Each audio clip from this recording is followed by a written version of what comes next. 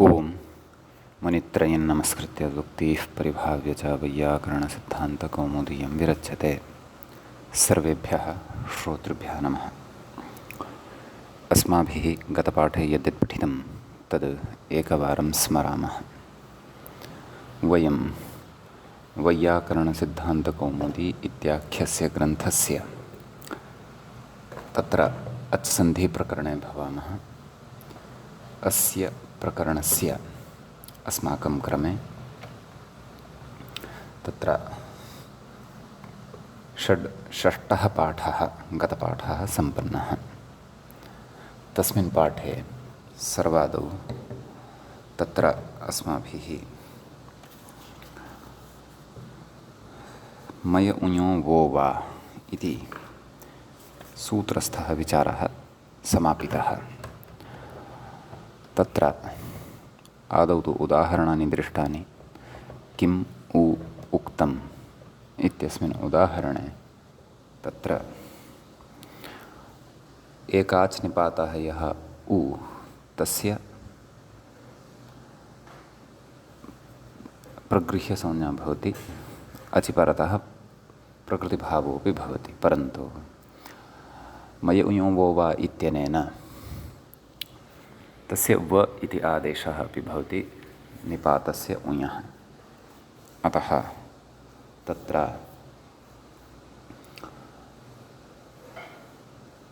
किं व उक्तं किं वुक्तम् इति अपि तत्र रूपं भवति। इदं च वत्वं विकल्पेन भवति। अतः एकस्मिन् पक्षे वत्वम् अर्थात् उञः स्थाने वकारादेशः, अपरस्मिंश्च पक्षे वत्वाभावः अर्थात् तस्य उकारस्य वकारादेशः नैव प्रवर्तते। अर्थात् उकारस्य वकारादेशः एकस्मिन् पक्षे प्रवर्तते, अपरस्मिन् पक्षे न प्रवर्तते इति दृष्टम्। पुनः वकारं परतः मत्वा मोनुस्वारः इत्यनेन मकारस्य अनुस्वारस्तु न भवति। कुतः? वत्वस्य असिद्धत्वात् इति तत्र उक्तं। नाम त्रिपाद्यामपि पूर्वं प्रति परशास्त्रस्य असिद्धत्वात् इति। मोनुस्वारः इत्यस्य अपेक्षया मय उञो वा इति शास्त्रं परतः भवति इति कृत्वा तस्य अनुस्वारः न भवति, मकारस्य अनुस्वारः न भवति इति कुतः? यतः मोनुस्वारः इति शास्त्रस्य दृष्टौ तत्र मय उञो वो वा इति शास्त्रमेव नास्ति। शास्त्रमेव नास्ति यदि तर्हि तेन कृतं कार्यमपि नास्ति इत्यर्थः इति तत्र अस्माभिः पठितं। ततः च अनन्तरं सूत्रम् आरब्धम् ईदूदौ च सप्तम्यर्थे इति। तस्य अर्थः दृष्टः। सप्तम्यर्थे पर्यवसन्नम् ईदूदन्तं प्रगृह्यं स्यात् इति। तत्रापि विशेषः ज्ञातः यत् यत्र सप्तम्याः लुक् जातः भवति, लुकः अनन्तरमपि सप्तम्याः अर्थस्तु तत्रैव स्थितः भवति, अर्थापायो न भवति इति। तादृशस्थले तादृशस्य ईदन्तस्य अथवा ऊदन्तस्य एव प्रगृह्यसंज्ञा ईदूदौ च सप्तम्यर्थे इत्यनेन उच्यते। तत्र क्रमशः उदाहरणानि अस्माभिः दृष्टानि। सोमो गौरी अधिष्ठितः इति। तत्र गौरी इत्यत्र सप्तम्याः लुक् भवति पूर्वसवर्णाच्छेया डाड्याया जालः इत्यादिना इत्यनेन। ततः तत्र अनेन सूत्रेण प्रगृह्यसंज्ञा भवति। ततश्च उदाहरणान्तरम् ऊदन्तस्य दृष्टं मामकी तनु इति। अत्र ईदन्तस्यापि उदाहरणमस्ति एव। मामकी इति, मामक्यां तन्वाम् इति तत्र भवति। एवञ्च वैदिकौ यद्यपि इमौ प्रयोगौ, तथापि पदपाठकाले पदपाठकारैः यथा लिख्यते पदानां निर्देशार्थं, ततः च परतः इति शब्दः यदा पठ्यते तदा अपि तत्र सन्धिकार्यं मा भूत्, प्रकृतिभावः एव भवेत्। तदर्थम् ईदूतौ च सप्तम्यर्थे इति सूत्रस्य अत्र आरम्भः कृतः वर्तते सूत्रकारेण। ततश्च सुपां सुलुक् पूर्वसवर्णा सुपां सुलुक् इति सप्तम्याः लुक् इति मूले अपि उक्तमेव, अस्माभिरपि ज्ञातमेव। ततः परम् अग्रिमः विचारः अस्माभिः आरब्धः अत्र, यत् सूत्रे अर्थग्रहणस्य किं प्रयोजनम् अस्ति। यतोहि पूर्वपक्षिणा तत्र आक्षेपः कृतः यत् अर्थग्रहणं विना अपि अपेक्षितः सूत्रार्थः लभ्यते। तत्रोक्तं यत् ईदूतौ च सप्तम्याः एवं रीत्या सूत्रम् एतावदेव यदि क्रियते, तत्र सप्तम्याः इति षष्ठीया श्रूयते, तस्याः षष्ठ्याः सम्बन्धषष्ठी भवतु, तत्र च अस्याः षष्ठ्याः अर्थद्वारा सम्बन्धः अत्र विवक्षितः भवतु। एतया विवक्षया एव तत्र ईदूतौ सप्तम्यर्थे पर्यवसन्नौ ईदूदन्तौ प्रगृह्यौ स्तः इति अर्थः लभ्यते, अथवा ईदूदन्तं प्रगृह्यं स्यात् इति अर्थः प्राप्तुं शक्यते। किमर्थम् अर्थग्रहणम् अत्र कर्तव्यं, तत्र अस्माभिः विचारः अग्रे कर्तव्यः वर्तते।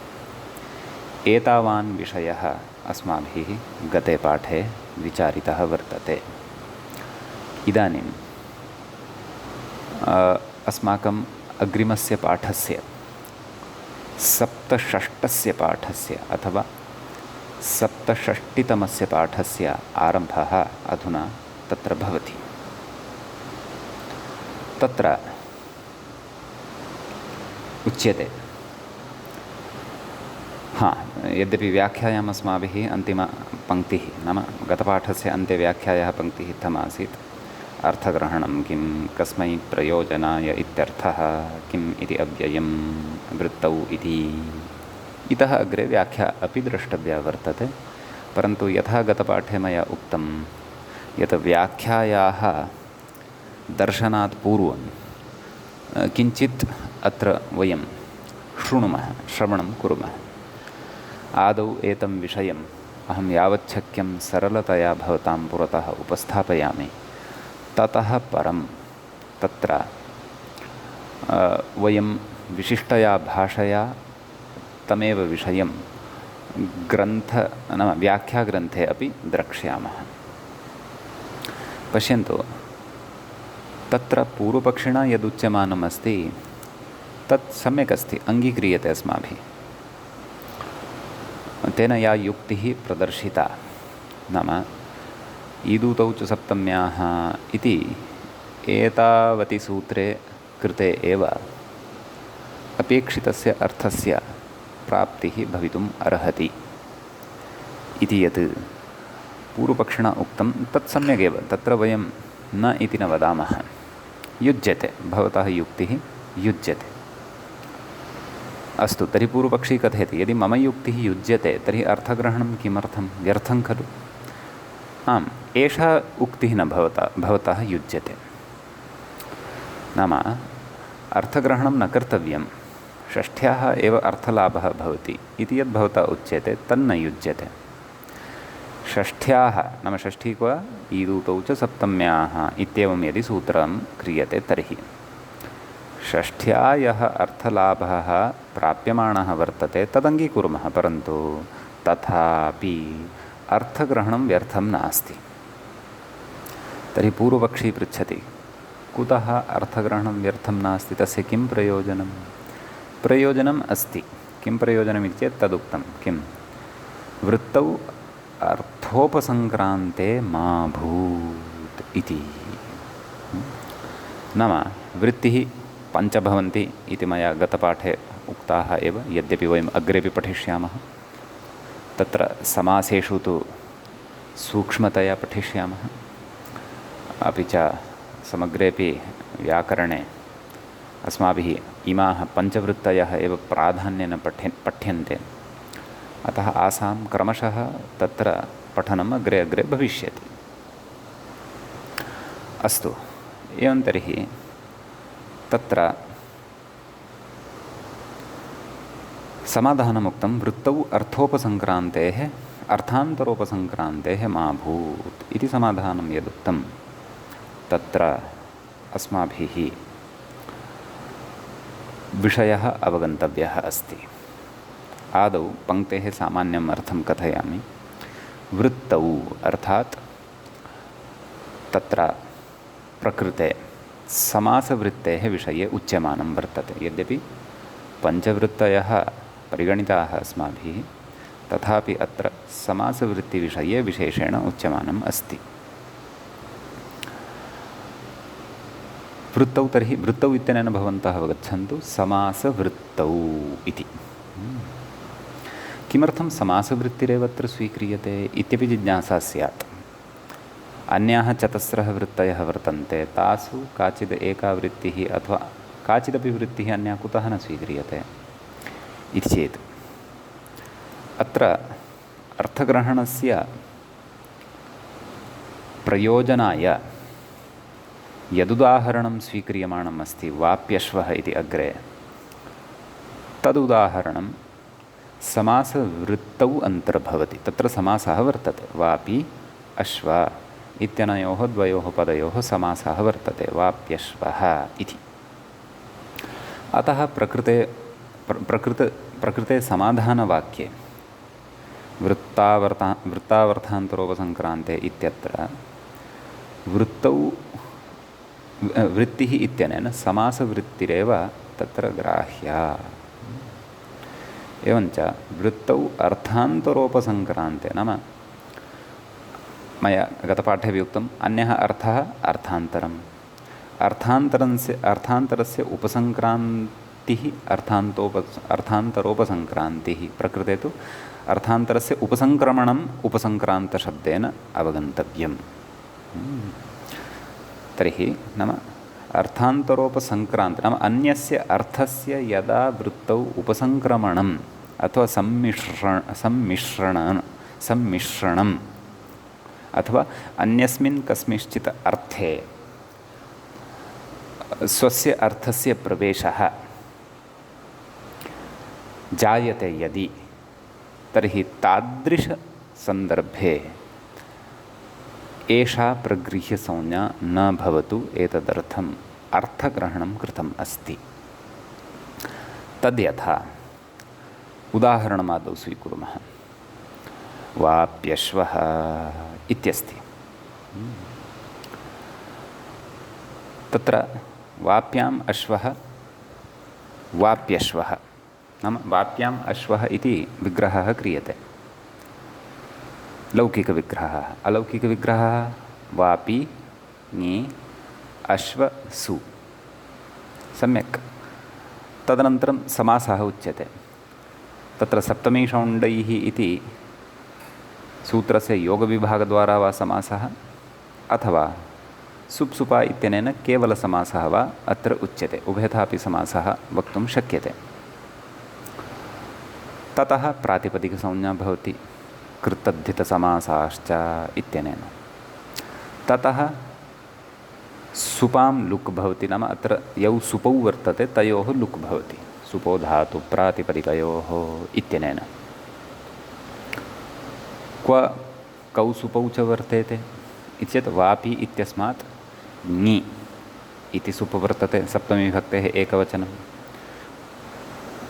अश्व इत्यस्मात् सु इति सुप् वर्तते, प्रथमाविभक्तेः एकवचनं। कुतः एतौ स्वीक्रियेते इति चेत् तत्र लौकिकविग्रहवाक्ये अनयोः श्रवणम् अस्ति। अतः वाप्याम् अश्वः, वाप्याम् इत्यत्र सप्तमी अस्ति, अश्वः इत्यत्र प्रथमा अस्ति। तत्रापि उभयत्र एकवचनम् अस्ति। अतः एकवचनस्य एव अत्र ग्रहणं भवति तस्याः विभक्तेः।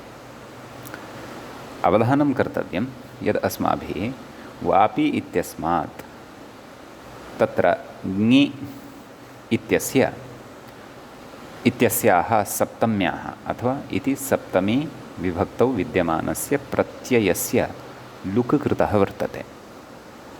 सम्यक्। अयञ्च लुक् अस्माभिः सुपोधातुप्रातिपदिकयोः इत्यनेन कृतः वर्तते। अयमपि तादृशः एव एकः लुक् वर्तते यथा अस्माभिः सूत्रस्य उदाहरणयोः सोमो गौरी अधिष्ठितः इत्यत्र गौरी इत्यस्य अर्थः कः गृहीतः? गौर्यां। मामकी तनु इति मामकी इत्यस्य अर्थः कः गृहीतः? आमक्यां। नाम तत्र या विभक्तिः अर्थात् ङि विभक्तिः इति या विभक्तिः आसीत् तस्याः विभक्तेः लुक् अस्माभिः कृतः। भेदः एषः, तत्र समासः नासीत्, अत्र समासः अस्ति। क्व? वाप्यश्वः। सम्यक्।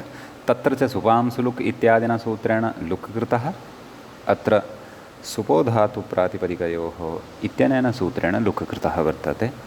अयं भेदः वर्तते। समीचीनम्। अतः अत्र सर्वादौ इतोपि सरलतया कथयामि यदि ईदूतौ च सप्तम्यर्थे इत्यस्मिन् सूत्रे अर्थग्रहणम् एतदर्थं कृतं यत् यत्र सप्तम्याः लुक् असमासे जातं भवति, नाम समासः यत्र न भवति तत्र एव प्रगृह्यसंज्ञा भवतु। यदि अस्य ईकारान्तस्य कस्यचित् शब्दस्य सप्तम्याः लुक् समासे जातं भवति तदा तादृशस्य ईकारान्तस्य अथवा ऊकारान्तस्य प्रगृह्यसंज्ञा न भवति। एतदर्थम् अर्थग्रहणं कृतं। सम्यक्। यतोहि यदि समाससंज्ञा अस्माभिः कस्य कृता? वापि ङि अश्वसु एतावतः भागस्य समाससंज्ञा कृता। एवं तर्हि यदि अस्य नाम अत्र यदि प्रगृह्यसंज्ञा सम्पन्ना कस्य? वापि इत्यस्य, तर्हि प्रकृते अपेक्षितं यद्रूपं वर्तते वाप्यश्वः नाम सन्धियुक्तं तत् न लप्स्यते कदापि न। कुतः? वापि इत्यस्यापि प्रगृह्यसंज्ञा भविष्यति। ततः परतः अश्व इति शब्दस्य अकारः अस्ति एव अज्रूपः। अतः प्लुतप्रगृह्या अचिनित्यम् इत्यनेन नित्यतया प्रकृतिभावः भविष्यति। तेन समासे अपि वापि अश्वः इति अनिष्टः प्रयोगः श्रोतुं लप्स्यते। सः नापेक्षितः। समासे वाप्यश्वः इत्येव प्रयोगः अपेक्षितः। अतः सर्वाधिकसरलतया एतद् बुद्धौ स्थापयन्तु। अर्थग्रहणम् एतदर्थमेव कृतम्। अस्माभिः दृष्टं सोमो गौरी अधिष्ठितः, तत्र समासः नास्ति। मामकी तनु इत्यत्रापि समासः नास्ति। अतः तत्र लुकः अनन्तरमपि ईदन्तस्य अथवा ऊदन्तस्य प्रगृह्यसंज्ञा सम्पन्ना। सम्यक्। समासे न भवतु, एतदर्थं तत्र अर्थग्रहणं कृतं वर्तते इति प्रथमः घट्टः अत्र अर्थग्रहणस्य अवगमनाय मया उक्तः सरलतया। सम्यक्। यदि किमपि इतः अग्रे यद् मया वक्ष्यते, यद् व्याख्याने अस्माभिः पठिष्यते, किमपि यदि इतः अग्रे सद्यः नावगतं तर्हि एतावत्तु भवन्तः निश्चयेन अवगन्तुं शक्ष्यन्ति एव यत् मया एतावता उक्तं सामान्येन। यद्यपि अवगमनस्य सा शास्त्रीया पद्धतिः नास्ति, नाम शास्त्रीया रीतिः तु काचित् अन्या एव अस्ति या अत्र उच्यमाना अस्ति। वृत्तौ अर्थान्तरोपसङ्क्रान्तेः मा भूत्। परन्तु सरलतया भाषया सिद्धान्तः अपि रक्षितः भवतु, रूपाणि अपि रक्षितानि भवन्तु, सूत्रे अर्थग्रहणम् अपि अर्थग्रहणस्य प्रयोजनमपि ज्ञातं भवतु, तदर्थम् इदं स्थापयन्तु। समासे लुकि सति प्रगृह्यसंज्ञायाः प्रवृत्तिः यथा न स्यात् तदर्थम् अर्थग्रहणं। सम्यक्। यत्र समासः नास्ति, यथा उदाहरणानि दृष्टानि एव, सोमो गौरी अधिष्ठितः मामकी तनु इत्यादीनि, तत्र प्रगृह्यसंज्ञा भवतु, समासे तु न भवतु, एतदर्थम् अर्थग्रहणम्। अस्तु, अर्थग्रहणसामर्थ्यात् कथं समासे प्रगृह्यसंज्ञा वार्यते? कः क्लेशः? नाम प्रगृह्यसंज्ञायां कर्तव्यायां कः क्लेशः इति तु अस्माभिः ज्ञातं, परन्तु ग्रन्थकारः तत्र कीदृश अवस्थायां तत्र प्रगृह्यसंज्ञा नापेक्षिता, यद्यपि स्पष्टं समासे नापेक्षिता, परन्तु समासे अपि कीदृशं कार्यं यदा जायमानं भवति तदा एषा प्रगृह्यसंज्ञा नापेक्षिता इति कथयति इति उक्तवान् एव। अर्थान्तरोपसंक्रान्तेः संक्रान्ते जाते मा भूत्, किं मा भूत्, प्रगृह्यसंज्ञा मा भूत्। अत्र अस्याः पङ्क्तेः समन्वयनम् इदानीं द्वितीयघट्टे सरलतया एव कुर्वन्नस्मि, तदपि शृण्वन्तु। यद्यपि प्रथमे घट्टे मया भवतां कृते अत्र सरलतया किं ज्ञातव्यं तद् बोधितम्। इदानीं द्वितीयं घट्टं प्रविशामः, किञ्चित् मूलस्य व्याख्यानं कुर्मः। कथयति, अन्यस्य अर्थस्य प्रवेशः अथवा संक्रमणं न भवतु। संक्रमणं यदा जायमानं भवति तदा न भवतु, किं, प्रगृह्यसंज्ञा। अस्तु, तर्हि अयम् अन्यस्य अर्थस्य, इदम् अन्यस्य अर्थस्य संक्रमणं किं, कीदृशं च तत्र कथयामि। वाप्यश्वः इति समस्तपदमस्ति खलु,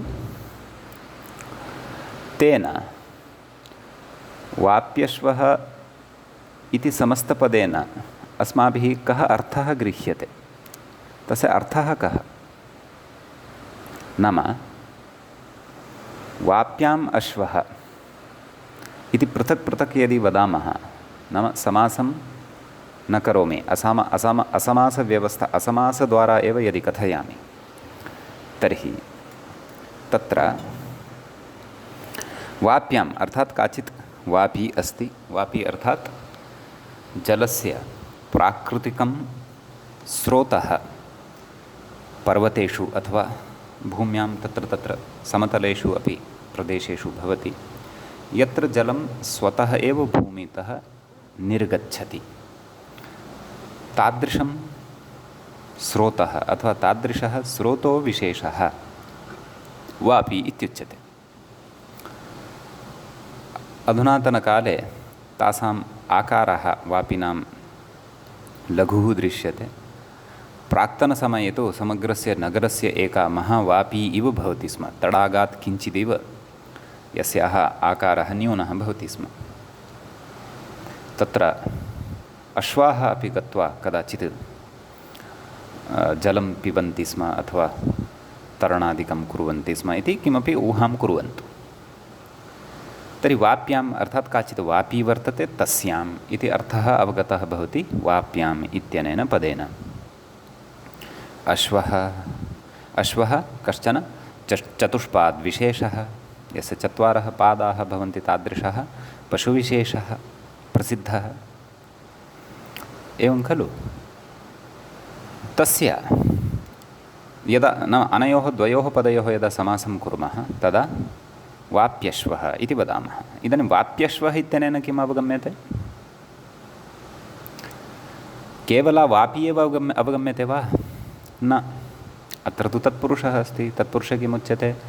प्रायेण उत्तरपदार्थप्रधानस्तत्पुरुषः। वाप्याम् अश्वः सप्तमी तत्पुरुषः अपि गृहीतः यदि, अथवा केवलः समासः अपि गृहीतः यदि, यः कोऽपि समासः गृहीतः चेदपि केवलायाः वाप्याः एव अर्थः अवगतः भवति वा? न। एवं खलु? अथवा शुद्धस्य एव केवलस्य अश्वस्य एव अर्थः गृहीतः भवति वा? न। प्रधानेन अश्वस्य एव अर्थः गृहीतः भवति, अङ्गीकुर्मः, परन्तु केवलः अश्वः न। कीदृशः अश्वः? यः अश्वः वाप्याम् अस्ति। नाम अत्र उभयोः पदयोः यः अर्थः वर्तते तयोः अर्थयोः अर्थान्तरस्य उपसङ्क्रमणं वर्तते, नाम सङ्क्रमणं वर्तते अथवा सम्मिश्रणं वर्तते अथवा प्रवेशः वर्तते। वाप्याम् अश्वः इत्यनेन सप्तम्यन्तं यद् पदं वर्तते वापी ङि इति, केवलः तस्य एव अर्थः नास्ति, तत्र अर्थान्तरस्य अश्वार्थस्यापि तत्र सङ्क्रमणं प्रवेशः वर्तते, अथवा अश्वार्थे अपि तत्र वाप्यर्थस्य सङ्क्रमणम् अर्थात् प्रवेशः वर्तते। अत्र न केवलः वाप्यर्थः एव अथवा न केवलः अश्वार्थः एव गृह्यते इति तदेव उच्यते अत्र। नाम अर्थान्तरोपसङ्क्रान्ते, नाम वृत्तौ समासवृत्तिः अत्र अस्ति एव। वृत्तौ यदा ईकारान्तस्य सप्तम्यन्तस्य अथवा ऊकारान्तमपि भवितुमर्हति, उदाहरणं द्रष्टव्यं। सप्तम्यन्तस्य यः अर्थः सः अर्थः अर्थान्तरे उपसङ्क्रान्तिं, नाम तस्य अर्थान्तरे प्रवेशः न जातः स्यात्। अर्थान्तरे प्रवेशे जाते सति प्रगृह्य संज्ञा न जायेत इति। अर्थान्तरे तु प्रवेशः भविष्यति एव, तद् मया सम्यक् न उक्तम्। अर्थान्तरे तु प्रवेशः भविष्यत्येव, अर्थान्तरप्रवेशः तु भविष्यत्येव। वाप्यश्वः इति समस्तपदेन केवलः वाप्यर्थः एव स्वीकर्तुं न शक्यते। वाप्याम् अश्वः, अतः अर्थान्तरे प्रकृते वाप्याः अर्थः प्रविष्टः वर्तते। अतः तादृश अर्थान्तरोपसङ्क्रमणे जायमाने प्रगृह्य संज्ञा यथा न स्यात् तदर्थम् अर्थग्रहणं वर्तते इति वयं मूलकारेण यत् समाधानं दत्तं भाष्यादिग्रन्थान् दृष्ट्वा तस्य समन्वयनम् एवं कर्तुं शक्नुमः। सम्यक् प्रथमे घट्टे मया सरलतया बोधितम्, अयमपि द्वितीयः घट्टः भवद्भिः सरलतया अवगतः स्यात् इति अहं विश्वसिमि। एतावान् विशेषः अत्र सूत्रे वर्तते। सम्यक्। इदानीम् एतावत्पर्यन्तम् अस्माभिः यत् चर्चितम् अधुना यावत्, सः विषयः अस्माभिः व्याख्यायाम् इदानीं पठित्वा श्रोतव्यः वर्तते अथवा पठनीयः वर्तते। तत्र किञ्चित् अतिरिक्ताः विचाराः अपि सन्ति, परन्तु एतत् सम्बद्धाः एव वर्तन्ते, विशिष्टया भाषया उक्ताः वर्तन्ते, तावदेव। समीचीनं। तर्हि इदानीं व्याख्यानं प्रति अनुसरामः। किं कथयति? वृत्तौ इति कथयति। तत्र अर्थग्रहणसामर्थ्यात् लुप्तसप्तम्यर्थमात्रे, नाम यत्र केवलस्य सप्तम्याः लुप्तसप्तम्यर्थमात्रे, नाम तत्र सप्तम्याः लुक् जातः भवति, परन्तु सप्तम्याः अर्थस्तु तत्रैव स्थितः भवति। कथयति? लुप्तसप्तम्यर्थमात्रे पर्यवसन्नम् इत्यर्थः विवक्षितः इति। नाम यत्र केवलायाः सप्तम्याः लुक् जातः भवति तस्य अर्थः तु स्थितः भवति। यथा सोमो गौरी अधिश्रितः मामकी तनु इति इत्यादि। सम्यक् एवं किल? ततः कथयति ततश्च समासवृत्तौ लुप्तसप्तमीके, यथा अस्माभिः वाप्याम् इत्यत्र सप्तम्याः वापी ङि अश्वसु इत्यत्र सप्तम्याः लुक् कृतः। ईदूदन्तपूर्वपदे प्रकृते ऊदन्तस्य तु उदाहरणं न स्वीकृतं, परन्तु ईदन्तस्य स्वीकृतं। किं? वापी ङि सप्तम्यर्थम् अतिलङ्घ्य, नाम तत्र केवलः सप्तम्यर्थः एव नास्ति, सप्तम्यर्थादपि अतिरिक्तः अर्थः तत्र वर्तते। कथयति? सप्तम्यर्थम् अतिलङ्घ्य उत्तरपदार्थे प्रवृत्ते सति, नाम उत्तरपदार्थोऽपि अस्ति तत्र। कः? अश्वः प्रगृह्य संज्ञा न भवति इति। नाम सप्तम्याः यः अर्थः अस्ति सः एव केवलः तत्र स्थितः न भवति, परन्तु सप्तम्यर्थातिरिक्तः अर्थः अपि तत्र स्वीक्रियते इति। नाम सप्तम्याः अर्थः अर्थान्तरे तत्र सङ्क्रान्तः भवति अथवा प्रविष्टः भवति, शुद्धः सप्तम्याः अर्थः तत्र नास्ति। अतः एतादृशस्थले प्रगृह्यसंज्ञा यथा न स्यात् तदर्थम् अर्थग्रहणं सूत्रे कृतं वर्तते इति। सम्यक् मा भूत् इति उक्तं खलु मूले। मा भूत् नाम अत्र प्रगृह्यसंज्ञा न भवेत् इति कथयति। माङि लुङ् सर्वलकारापवादः नाम अस्य विषये यद्यपि वयं तिङन्ताधिकारे ज्ञास्यामः तथापि मा भूत् अत्र भूत् इति किम् अस्ति, क्रियापदं वा अथवा नामपदं वा इति चेत् क्रियापदं। कस्य लकारस्य? लुङ्लकारस्य।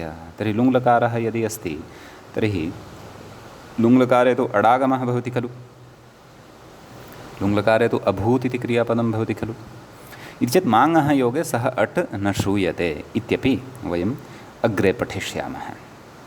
स च सर्वलकारापवादः भवति, नाम सर्वानपि लकारान् प्रबाध्य तिष्ठति। अतः सर्वेषामपि लकाराणां ये अर्थाः भवन्ति तेषु यः कोऽपि अर्थः प्रसङ्गानुसारम् अस्य माङः योगे विद्यमानस्य लुङः भवितुम् अर्हति। अतः मा भूत् इत्यस्य अत्र कः अर्थः? न भवेत् इति अर्थः। सम्यक् अग्रे कथयति। वाप्याम् अश्वः वाप्यश्वः इति उदाहरणं दत्तमेव खलु उपरि। कथयति वाप्याम् अश्वः इति विग्रहे सुप्सुपा इति समासे एतेन सुप्सुपा इति आश्रितः अस्तु, वाप्यश्वः इति रूपम् इत्यर्थः। तस्य रूपसिद्धिः अस्माभिः कृता एव पूर्वं। कथयति अत्र वाप्याम् इति सप्तम्याः अधिकरणत्वम् अवगतम्। एवं खलु विग्रहवेलायां वाप्याः नाम वाप्याम् अधिकरणत्वम् अस्ति अथवा वापी या अस्ति सा अधिकरणरूपा तस्य अधिकरणसंज्ञा वर्तते इत्यर्थः। आधारोऽधिकरणम् इति कारकप्रकरणे पठिष्यामः। सामान्यतया भवतां तत्र परिचयः अपि स्यात्। यदि स्यात् तर्हि अत्रत्यः विषयः अवगतः भविष्यति। कथयति तच्चाधिकरणं क्रियापेक्षम् खलु। वाप्याम् इत्यत्र सप्तम्याः यद् अधिकरणत्वं वर्तते तद् अधिकरणत्वं क्रियायाः अपेक्षां करोति, क्रियापेक्षं वर्तते। सम्यक्। तत्र वाप्याम् अश्वः वर्तते इति क्रियाध्याहारे नाम क्रियापेक्षं यदि तद् अधिकरणं वर्तते तर्हि तद् क्रियापेक्षम् अधिकरणं कुतः भवति इत्यपि अस्माभिः ज्ञास्यते आधारोऽधिकरणम् इति सूत्रपठनवेलायां। सम्यक् नाम क्रिया अपेक्षिता भवति काचित्, कस्मै? अधिकरणाय इति। अतः कथयति तत्र तर्हि का क्रिया अत्र अध्याह्रियते? वर्तिक्रिया या वर्तते इति क्रियापदेन ज्ञायते। तर्हि तत्र उच्यते तत्र वाप्यामश्वः वर्तते इति क्रियाध्याहारे नाम इति एतस्याः क्रियायाः अध्याहारे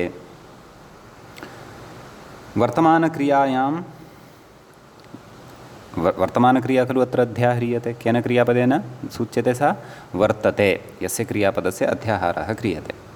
उच्यते वर्तमानक्रियायां वाप्याः अधिकरणत्वेन, वर्तमानक्रिया या वर्तते तस्यां वाप्याः अधिकरणत्वं वर्तते। सम्यक्। अश्वस्य कर्तृत्वेन, अश्वः यः वर्तते सः कर्ता वर्तते। अतः वर्तमानक्रियायां कर्ता कः? अश्वः। अथवा प्रकारान्तरेण वक्तव्यः यदि वर्तमानक्रियायाः कर्ता कः? अश्वः। अधिकरणं किं? वापी। कथयति कर्तृत्वेन अन्वयात् तयोः अन्वयात् नाम वर्तमानक्रियायाम् अश्वस्य कर्तृत्वेन अन्वयः वर्तते, तस्यामेव वर्तमानक्रियायां वाप्याः अधिकरणत्वेन अन्वयः अर्थात् सम्बन्धः वर्तते इत्यर्थः। कथयति परस्परम् अन्वयाभावात् असामर्थ्यात् समासो नोपपद्यते इति। नाम परस्परं तत्र अन्वयाभावः वर्तते। नाम क्षन्तव्यः वापी अश्वः अनयोः मिथः अन्वयः नास्ति, यतः अनयोः उभयोः अपि वर्तमानक्रियायाम् अन्वयः वर्तते इति। ततः उच्यते एवं चेत् समासः अत्र नोत्पन्नः भवति। तर्हि तत्र अग्रे उच्यते यतः समासाय सामर्थ्यमपेक्षितं, समर्थः पदविधिः इत्यपि अग्रे पठिष्यते अस्माभिः। तर्हि तत्र कथयति वाप्यां विद्यमानः अश्वः इति विद्यमानपदस्य अध्याहारेऽपि, तर्हि प्रकारान्तरेण तत्र चिन्त्यते। नाम तत्र वर्तते इति इति या क्रिया अस्ति सा क्रिया मास्तु, तत्र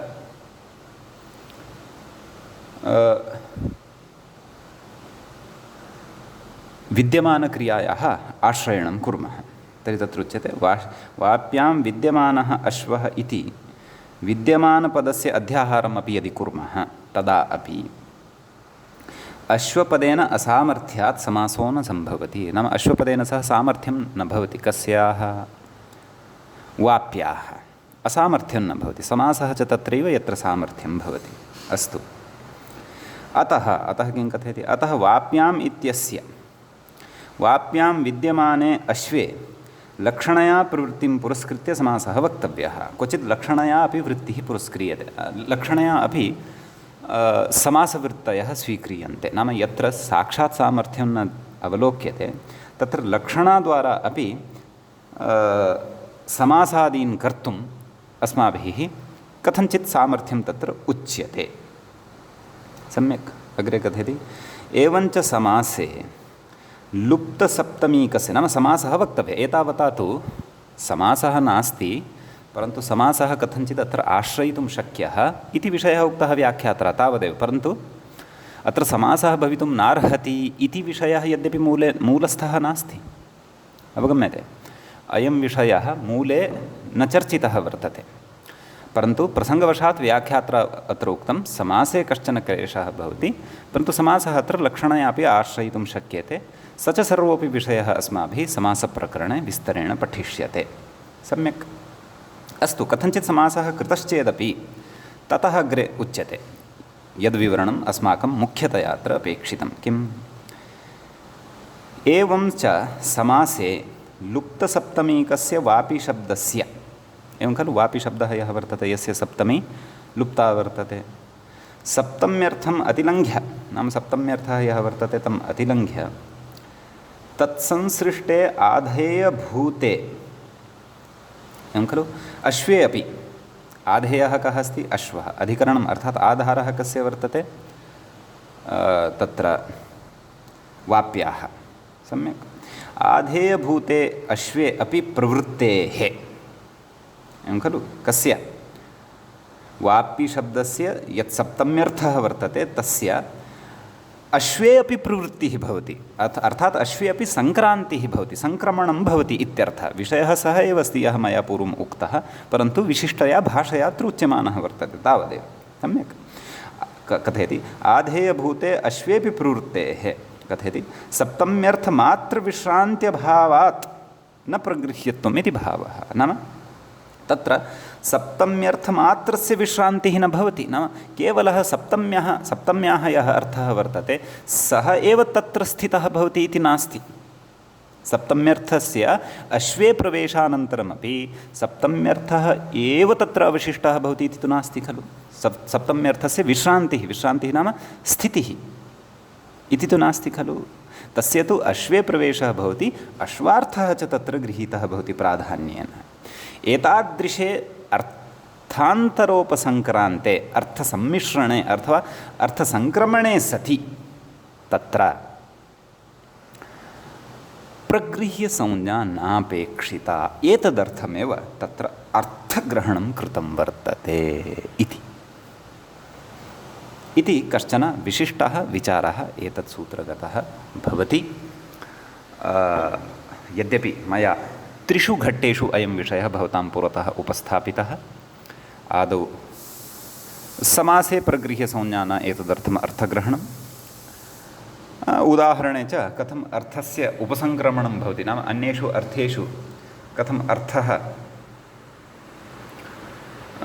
प्रविष्टः भवति इति च यः विषयः वर्तते तस्य विषयस्य तत्र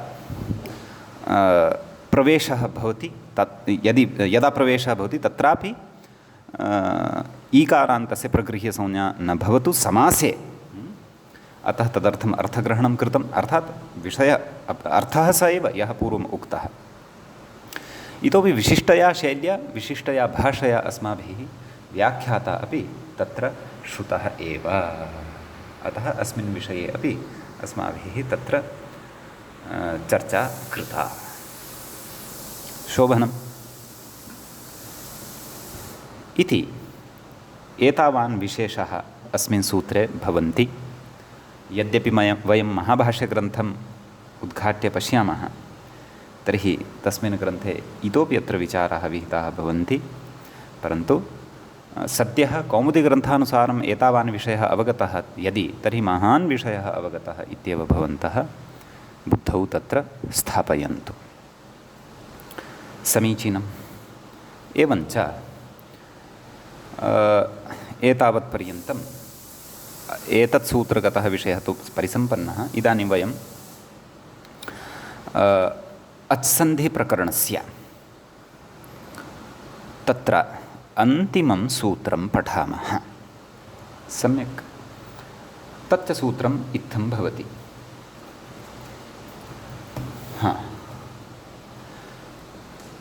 अणो प्रगृह्यस्यानुनासिकः इति तत्र इदानीं ग्रन्थकारः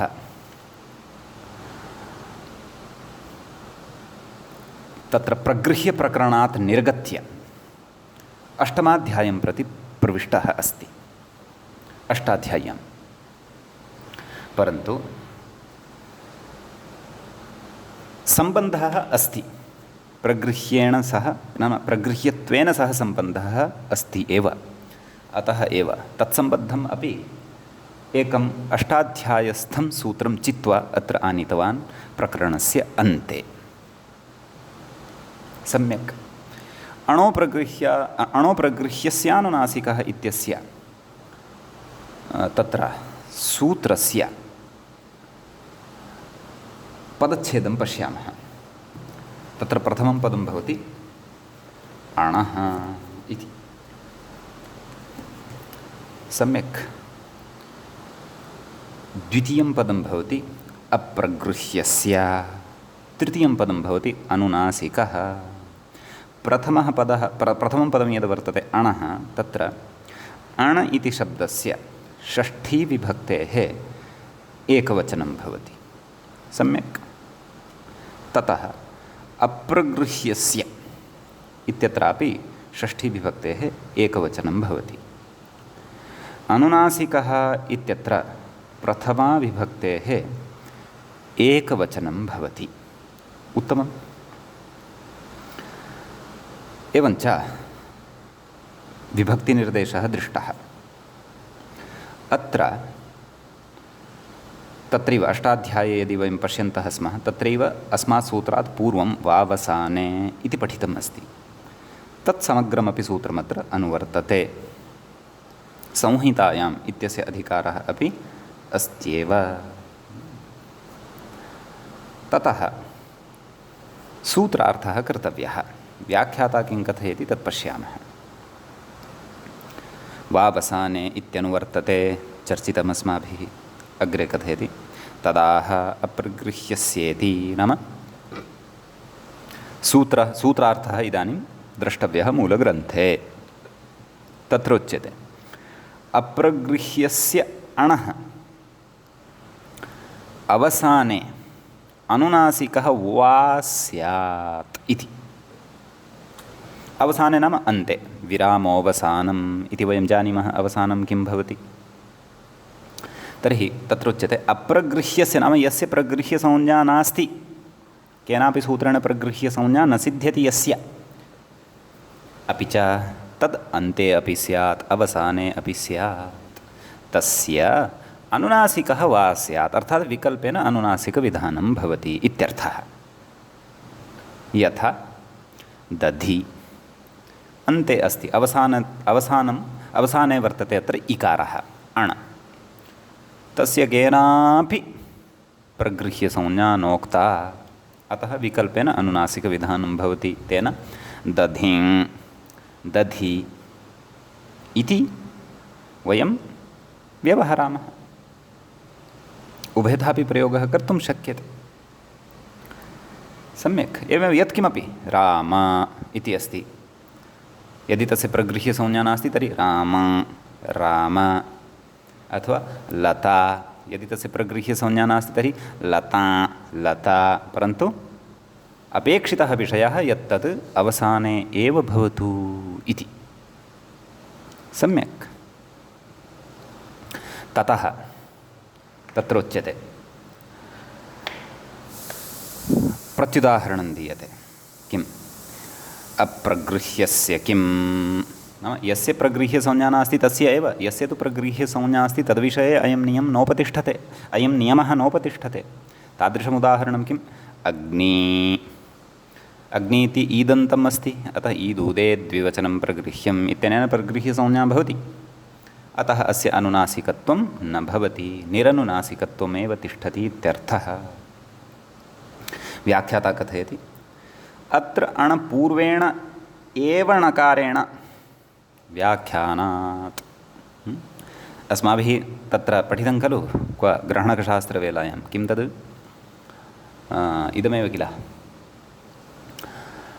अणुदित्सवर्णस्य च प्रत्ययः तत्र पठितं खलु अत्रैव अणपूर्वेण णकारेण अन्यत्र सर्वत्र अष्टाध्याय्यां न अत्रैव अणपरेण णकारेण नाम अणुदित्सूत्रे एव परेण णकारेण अण इति प्रत्याहारः गृह्यते अन्यत्र तु सर्वत्र पूर्वेण एव णकारेण गृह्यते। कुतः व्याख्यानात् यतः सर्वत्रापि परेण णकारेण अण यदि स्वीक्रियेत तर्हि अनिष्टता प्रसरति। सम्यक् कथयति ततश्च कर्तृ इत्यत्र नानुनासिकः पूर्वेण णकारेण अणि गृहीते ऋ वर्णः तस्मिन् नान्तर्भवति अतः कर्तृ इत्येव उच्यते नपुंसकलिङ्गे यदि अवसाने सह ऋवर्णः अस्ति तर्हि। यदि तु तत्र अणपरेण णकारेण गृह्येत तर्हि अत्रापि कर्तृ इति अनिष्टः प्रयोगः अनुनासिकयुक्तः अपि पक्षे लब्धः भवति स्म स तु नापेक्षितः। समीचीनम् एतदर्थं तत्र अणपूर्वेण णकारेण एव अत्र गृह्यते। समीचीनं कथयति इति अच्सन्धीति ग्रन्थकारः कथयति इति अच्सन्धिप्रकरणं नाम अच्सन्धिप्रकरणस्य समाप्तिः सम्पन्नता जाता इत्यर्थः। तत्र कश्चन विशिष्टः विचारः मुख्यः विचारः ध्यानेन श्रोतव्यः। व्याख्याता कथयति उपयोगी विचारः वर्तते। अल्पाच्तरम् इति एकं सूत्रं वर्तते। सिद्धमनच्त्वात् इति वार्तिककारस्य वचनं वर्तते। कथम् अनच्त्वम् इति महाभाष्यकारस्य वचनम् अस्ति। कथयति इति च नाम एतत् त्रयाणामपि मुनीनां त्रीणि वचनानि दत्तानि। अल्पाच्तरं सूत्रमेव वर्तते। सिद्धम् अनच्त्वात् वार्तिकम् अस्ति। कथम् अनच्त्वम् इति भाष्यकारस्य क्वचित् वाक्यस्य भागः। कथयति इति च सूत्रवार्तिकभाष्यप्रयोगात् नाम सूत्रकारस्य प्रथमः प्रयोगः द्वितीयः प्रयोगः वार्तिककारस्य तृतीयः प्रयोगः भाष्यकारस्य क्रमशः च यः अस्माभिः अधुना पठितः प्रयोगात् एवं जातीयस्थलेषु असन्देहार्थं सन्ध्यभावः अभ्यनुज्ञातः। अतः अत्र अभावेपि न दोषः इत्यर्थः। कुतः किं कथयितुम् इच्छति विचारः अस्ति अत्र यत् दीक्षितेन अन्ते लिखितं किम् इति अच्सन्धिप्रकरणं। कथम् अच्सन्धिः सः कथयति इति प्रयोगं कथयति। अस्माभिः अचिरेण एव अग्रिमस्य प्रकरणस्य सूत्रं पठिष्यते। किं स्तोश्चुनाश्चुः, तेन अत्र श्चुत्वं प्राप्नोति। स्तोः स्थाने श्चुनायोगे श्चुत्वं भवति। अर्थात् अच् सन्धि इत्यत्र सन्धि इत्यस्य यः सकारः वर्तते तस्य सकारस्य चकारेण अच् इत्यस्य चकारेण योगे सति शकारः स्यात्, श्चुत्वसन्धिः स्यात्। तेन इति अच्सन्धिप्रकरणमिति तु अशुद्धं। किं वक्तव्यम्? अच्सन्धिप्रकरणमिति वक्तव्यं। विधानात् परं तत्र अच्सन्धि इति वक्तव्यम्। यथा अत्र सन्धिकार्यस्य निषेधः नोक्तः क्वापि सूत्रकारेण। अतः कथं तर्हि अच्सन्धि इत्युच्यते? कुतः अच्सन्धि इति नोच्यते? एवं खलु? सत्यं श्चुत्वस्य प्राप्तिः अस्ति, तथापि अस्य प्रयोगस्य साधुत्वं मन्यते। कुतः तदुच्यते? पश्यन्तु, तत्र प्रमाणानि दत्तानि। यथा अल्पाच्तरम् इति अस्ति खलु? तर्हि तत्र अल्पाच्तरम् इत्यत्र अपि सन्धिकार्यस्य प्राप्तिः अस्ति। नाम स्तोश्चुनाश्चुः, स्तुः कः वर्तते? अल्पाच्तरम् इत्यत्र तकारः, श्चुः कः वर्तते? चकारः। अतः स्तोश्चुनाश्चुः इत्यनेन अल्पाच्तरम् इत्यत्र तकारस्य चकारः स्यात् खलु? तथा यदि तर्हि अल्पाच्तरम् इति कथं पठितवान्? अल्पाच्चरम् इति पठनीयं स्यात्। तथापि सूत्रकारः तथा न पठितवान्। किं पठितवान्? सन्धेः अभावं कृत्वा एव अल्पाच्तरम् इत्येव पठितवान्। सम्यक्। कुतः? स्पष्टतया बोधः स्यात् इति तदर्थम्।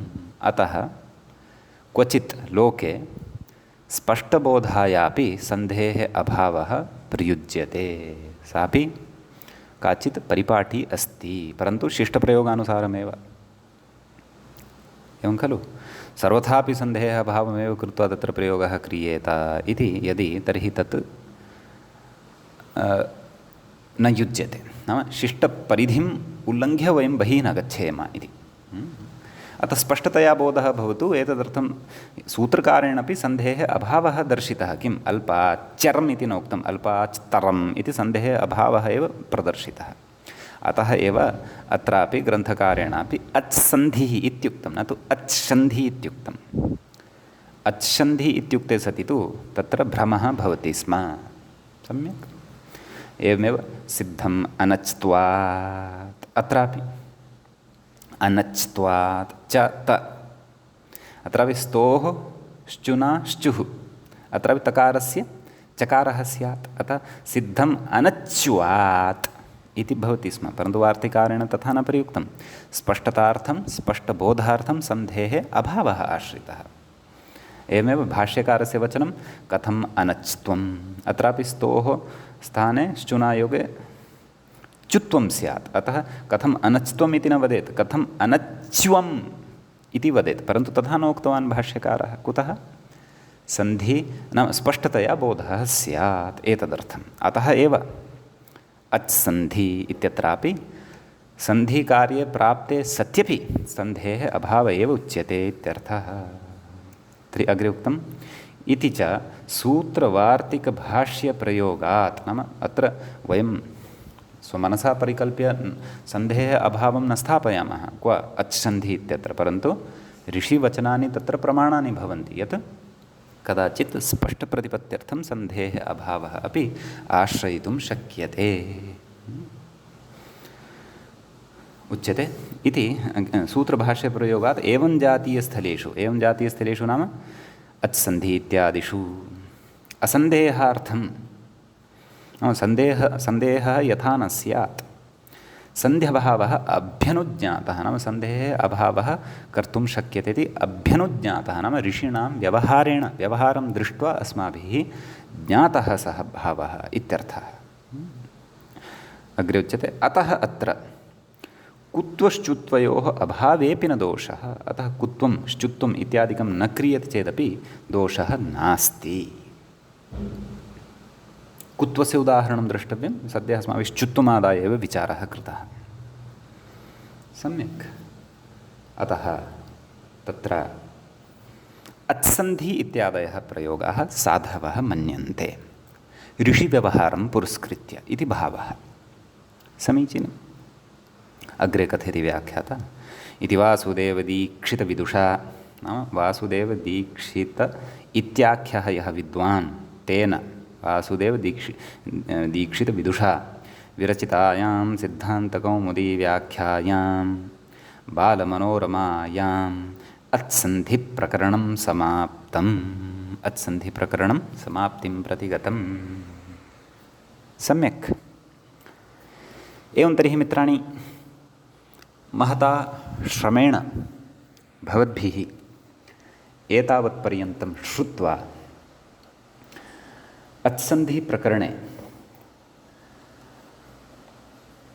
अचः आदाय नाम स्वरान् आदाय विशिष्टानि सन्धिकार्याणि तत्र पठितानि। स्वरसन्धेः यणसन्धेः आरभ्य प्रकृतिभावविचारं यावत् प्रगृह्यान्तः विचारः भवद्भिः पठितः। तत्र बहूनि अवान्तरप्रकरणानि यान्त अवान्तादेश पूर्वरूपं पररूपं वृद्धिः गुणः प्रकृतिभावादिकं तत्र बहूनि अवान्तरप्रकरणानि भवद्भिः पठितानि श्रुतानि। महदेव इदं प्रकरणं सम्पन्नम् इत्येव वदामि, यतः महान् विषयः अत्र भवति। तत्रापि व्याख्यासहितं विमर्शः कर्तव्यः नाम तत्तु इतोपि तपः भवति। परन्तु एतेन निश्चयेन अस्माकं ज्ञानराशेः वर्धनम् एव भवति। तत्र तु कदापि संशयः एव न कर्तव्यः। भवन्तः धैर्येण श्रुतवन्तः सन्ति, अवगच्छन्तः अपि सन्ति इति अहं भावयामि। एवमेव भवन्तः धैर्यं सम्पादयन्तु। ईश्वरः भवतां कृते अपि अखण्डम् आरोग्यं दद्यात्, मम कृते अपि स्वास्थ्यं दद्यात्, येन वयं सर्वेपि मिलित्वा एतत् कार्यं ग्रन्थान्तसमाप्तिं यावत् नेष्यामः। सरलतया विषयाणां प्रतिपादनम् उत्तरोत्तरं भवतु इत्येव प्रयासं करिष्यामः। यथा भवतां कृते उक्तमेव उच्यते एव मया, तत्र यत्र यत्र प्रौढाः सिद्धान्ताः आगच्छन्ति तत्र द्वित्रेषु स्तरेषु अहं भिन्नं सरलीकृत्य तदनन्तरं किञ्चित् तत्र विषयान्तरं योजयित्वा तदनन्तरं साक्षात् व्याख्याने एव प्रविश्य विषयाणां बोधं भवतां कृते कारयितुं प्रयते। अतः एवमेव वयम् अग्रेपि गमिष्यामः। यतः मया पूर्वमपि उक्तं, व्याख्यात्रा तावत् यद्यपि बालस्तरं बुद्धौ निधाय एव व्याख्यानं क्रियते, परन्तु कदाचित् बालानां बुद्धौ प्रौढविषयाणामपि अङ्कुरणाय अथवा बीजवपनाय कदाचित् तेन मध्ये मध्ये उद्ग्रन्थानाम् अपि पाथेयम् अस्माकं कृते दीयते। तद् पाथेयम् अथवा सा सामग्री अपि अस्माभिः यदि पूर्णतया न भुक्ता स्यात्, अर्थात् पूर्णतया तां सामग्रीं वयं भोक्तुम् अर्थात् अवगन्तुं यदि न शक्नुयाम तर्हि श्रवणं तु कर्तव्यमेव। श्रवणस्य विशिष्टं किञ्चन महत्त्वं भवत्येव। अतः श्रावं यदा तेषाम् अपि प्रौढानां विचाराणां कदाचित् अग्रिमेषु प्रकरणेषु पौर्वापर्यसम्बन्धद्वारा पूर्णतया स्पष्टता भवति, तदा ते विचाराः अस्माकं बुद्धौ दार्ढ्यं प्राप्नुवन्ति।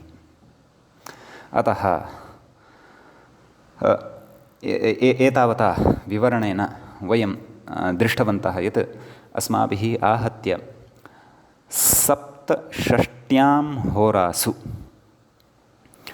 इदं स्वरसन्धिप्रकरणं समाप्तिं प्रति नीतं वर्तते। श्वः प्रभृति अस्माकं हल् सन्धिप्रकरणस्य, हल् नाम व्यञ्जनं, व्यञ्जनानि आदाय अग्रे विचारविमर्शः करिष्यते। तदपि महदेव प्रकरणं भवति, परन्तु एतावत् दीर्घं प्रकरणं तु सन्धिप्रकरणम् अग्रे किमपि नास्ति यावत् दीर्घम् अत्सन्धिप्रकरणम् आसीत्। अतः उत्तरोत्तरप्रकरणेषु वयम् एवमेव विचारान् कुर्वन्तः अग्रे यास्यामः। अपि च तत्र मया भवतां कृते परामर्शः पूर्वमपि दत्तः एव वर्तते। तदा अष्टाध्यायीग्रन्थं पुरस्कृत्य अपि तत्र पारायणं सूत्राणां कुर्वन्तः भवन्तु। तेन अष्टाध्यायीस्थसूत्राणाम् उच्चारणसौकर्यमपि भवति अपेक्षिते काले। सूत्रं कुत्र वर्तते तस्य परिचयः अपि झटिति स्फुरितं भवति। अपेक्षिते काले तस्य सूत्रस्य सदुपयोगः इतोपि सम्यक्तया भवति। अतः सप्ताहं यावत् नाम तत्र साप्ताहिकं पारायणं वा अथवा मासिकं वा पारायणम् एकं पादमपि प्रतिदिनं कुर्वन्ति यदि 32 दिनेषु अष्टाध्याय्याः समग्रं पारायणं सम्पन्नं भवति इत्येवं प्रकारेणापि भवन्तः पारायणं कर्तुं शक्नुवन्ति। अतः तद्भवन्तः पश्यन्तु।